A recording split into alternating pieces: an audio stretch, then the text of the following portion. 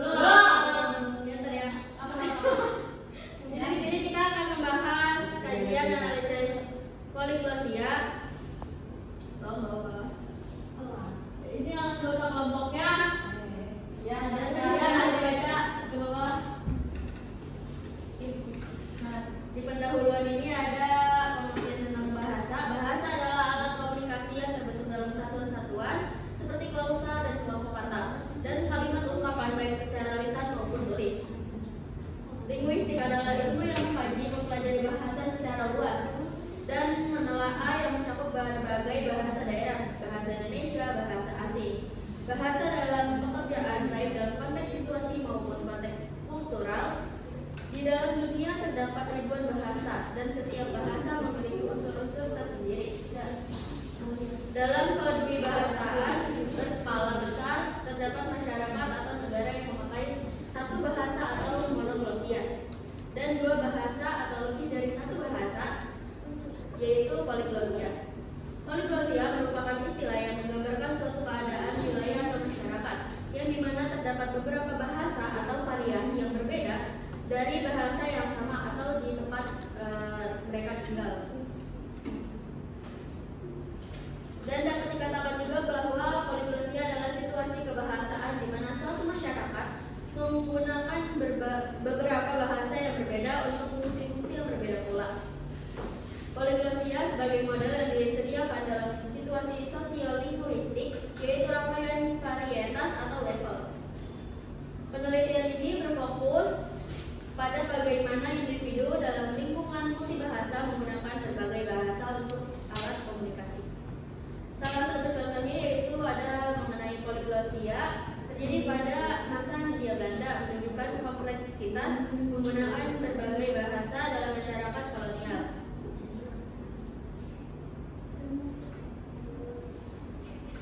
Di latar belakang sendiri, identitas dan latar belakang narasumber. Di sini ada kita mewawancarai mahasiswa bernama Dila Amelia yang merupakan narasumber berasal dari Desa Bojongsari, Kecamatan Losari, Kabupaten Brebes, Jawa Tengah. Di mana ia merupakan kelahiran asli Brebes di latar belakang suku Jawa.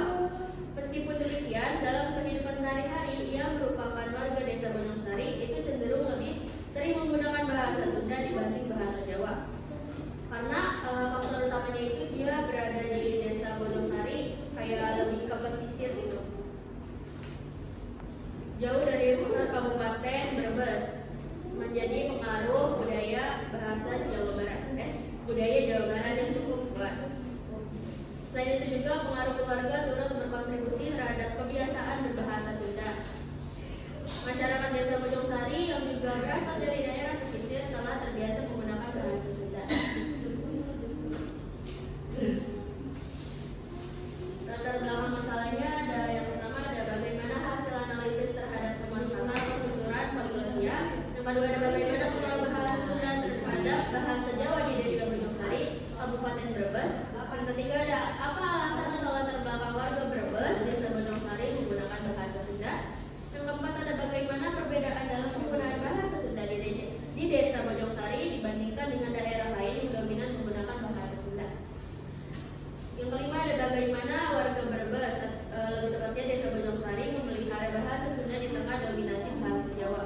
Dan yang terakhir ada sejauh mana sih penggunaan bahasa Sunda mempengaruhi identitas budaya warga Brebes letaknya di Desa Bojongsari. Dilanjutkan oleh Irma.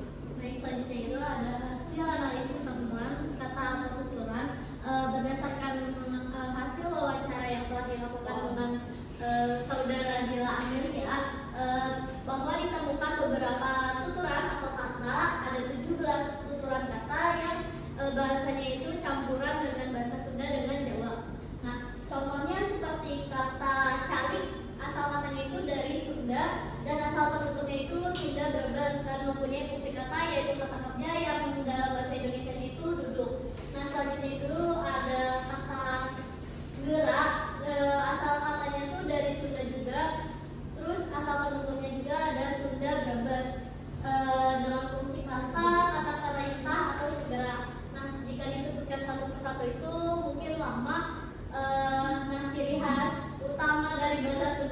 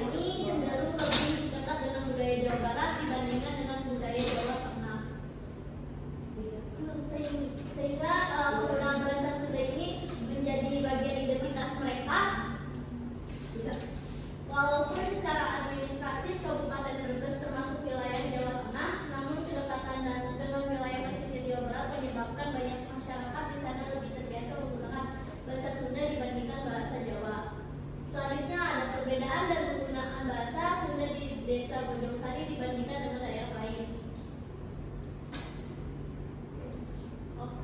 Nah, selanjutnya ada perbedaan dalam penggunaan bahasa Indonesia di Desa Bojongsari dibandingkan dengan daerah lain. Tentunya ini tuh dibedakan dengan karakteristiknya, yang dimana di desa ini lebih banyak menggunakan bahasa Sunda. Adapun perbedaan dari penggunaan bahasanya bisa kita lihat. Yang pertama itu ada pengaruh bahasa Jawa dalam tuturan Sunda.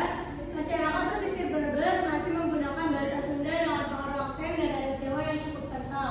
Logat yang digunakan sangat medok, lebih medok dibandingkan dengan daerah lain seperti Karawang, Subang, dan Bandung yang cenderung memiliki logat Sunda yang lebih tegas atau lembut. Yang selanjutnya ada campuran dalam bahasa Jawa. Hal ini karena banyak penduduk setempat berasal dari latar belakang suku Jawa, maka dalam percakapan bahasa Sunda warga Brebes itu masih sempat terdapat campuran bahasa Jawa dan bahasa Sunda. Hal ini tentunya mencerminkan tentang identitas linguistik masyarakat Brebes yang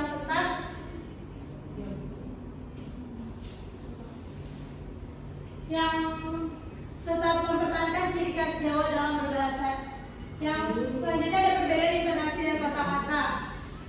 Ini merupakan penutur asli Sunda dalam masyarakat Brebes yang menggunakan bahasa Sunda menunjukkan perbedaan yang signifikan. Pengaruh bahasa ibu atau Jawa menyebabkan logat dan pemilihan kosakata dalam bahasa Sunda mereka menjadi lebih unik dibandingkan dengan penutur asli dari daerah seperti Bandung dan Garut.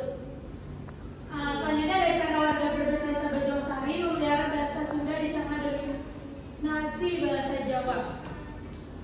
Dalam pemeliharaan ini di tengah mayoritas masyarakat yang menggunakan bahasa Jawa, tentunya merupakan tantangan tersendiri bagi masyarakat Desa Bojongsari.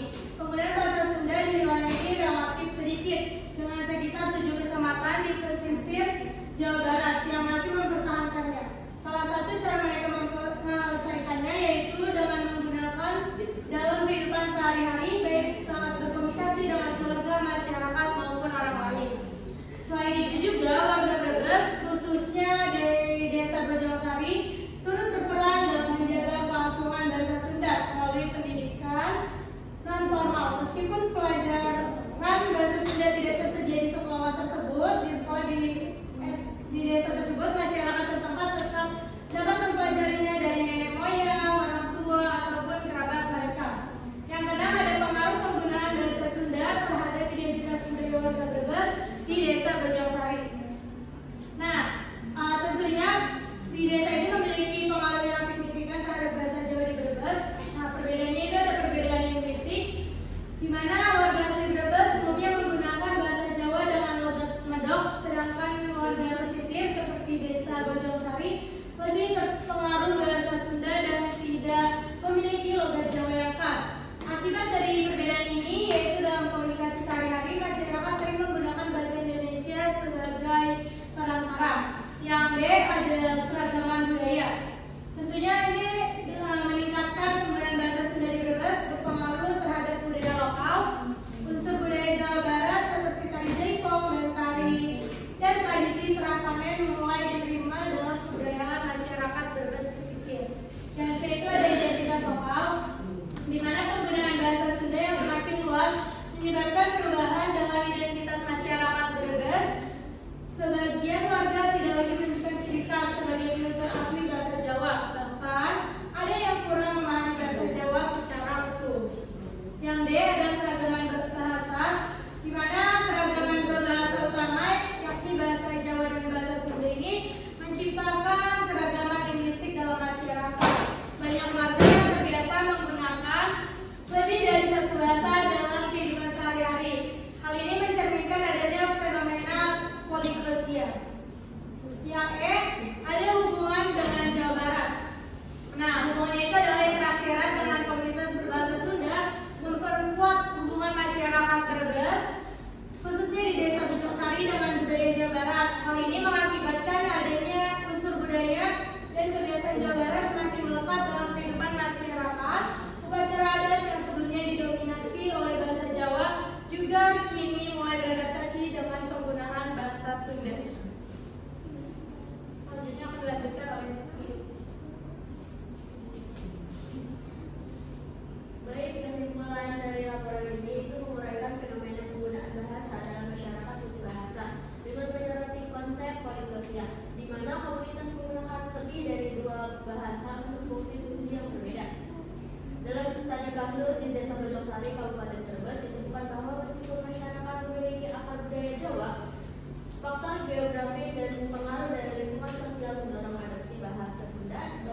bahasa komunikasi sehari-hari.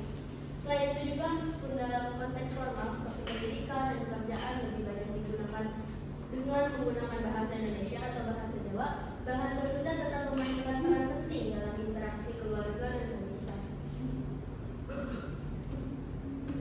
Terus secara keseluruhan ini laporan ini menegaskan bahwa pelestarian bahasa daerah seperti bahasa Sunda merupakan aspek penting dalam mempertahankan kekayaan budaya dan identitas sosial suatu komunitas.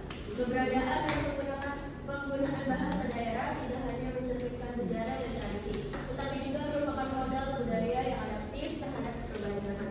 Sekian dari presentasi kami kali ini. Assalamualaikum.